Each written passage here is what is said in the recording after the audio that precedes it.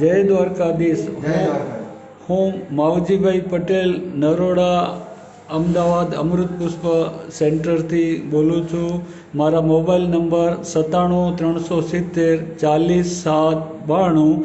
આજે મારી પાસે ધોળકાથી ભૂપતભાઈ આવ્યા છે। આપણે ભૂપતભાઈથી એમના શબ્દોમાં જ સાંભળી કે એ મારી પાસેથી અમૃત પુષ્પ એમના બહેન માટે લઈ ગયા હતા। એમના બહેનને શું તકલીફ હતી આપણે ભૂપતભાઈથી જ સાંભળી। ભૂપતભાઈ, પહેલાં આપણો મોબાઈલ નંબર આપો। હા, મારો નંબર છે 84 017 25 031। હું બદરખાનો રહેવાસી છું જી। પછી આ મારા બેનને ખૂબ તકલીફ હતી ગળાની।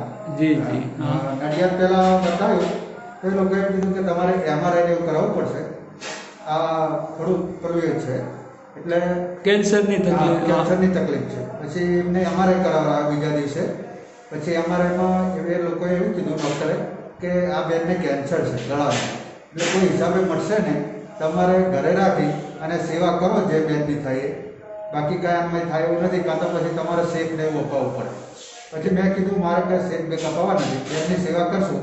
એમાં વિડીયો જોતાં જોતાં મને માહિતી મળી અમૃત પુષ્પની, આપણે દ્વારકાવાળા દિનેશભાઈ વિઠલાણી। જી કે મેં એ વિડીયો જોઈ અને પછી અહીંયા નરોડા હું એમના સેન્ટરે લેવા આવ્યો અમૃત પુષ્પ। અને આજે તે દિવસે 3 અમૃત પુષ્પની 3 બોટલ લઈ ગયો હતો। આજે 3 મહિના થયા, એમાં બહુ જ રિઝલ્ટ સારું મળ્યું છે। અત્યારે મારા બેન થઈ કે કમ્પ્લીટ પાણી પીવા એ બધું વ્યવસ્થિત છે।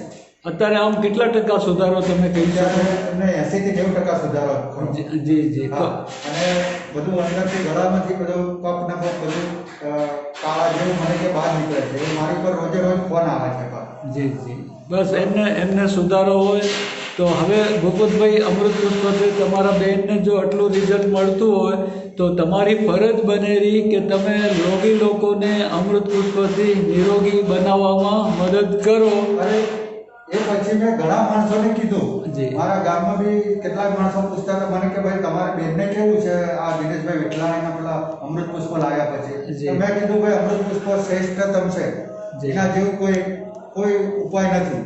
હવે ભૂપતભાઈ, આ અમૃત પુષ્પની શોધ દ્વારકાના દિનેશભાઈ વિઠલાણી સાહેબે કરી, તમે એમના માટે શું કહેશો? એમના માટે ખૂબ ખૂબ આભાર માનું છું, એ મારો ભગવાન સમાન છે। જી જી, જય દ્વારકાધીશ। જય દ્વારકાધીશ। જય દ્વારકાધીશ। બસ જો આટલું હોય